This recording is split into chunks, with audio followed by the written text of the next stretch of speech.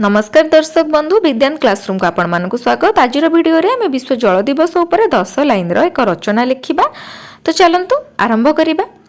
प्रति वर्ष मार्च मास 22 तारिख को सारा विश्व रे विश्व जल दिवस भाबे पालन करा जाय। जलर गुरुत्व एवं जल संरक्षण विषय रे सचेतनता सृष्टि करिबा एही दिवसर मुख्य लक्ष्य।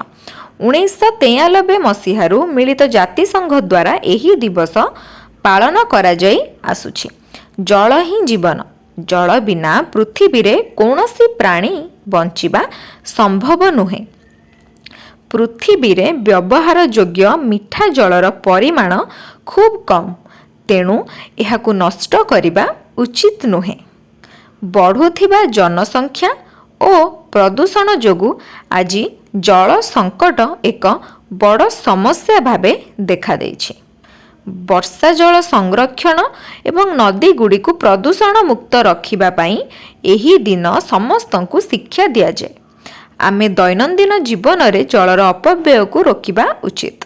स्कूल और कॉलेज मानकरे एही अवसर रे जल संरक्षण उपरे विभिन्न प्रतियोगिता अनुष्ठित हुए। आसंतु आज शपथ नेबा, जल बंचाइबा जीवन बंचाइबा। आशा करुछि वीडियोटी आपण मानकु निहाती भाबरे भल लागिथिबा। आगो कहिपरि वीडियो पे हम चैनल को सब्सक्राइब करिया को भूलिबेनी।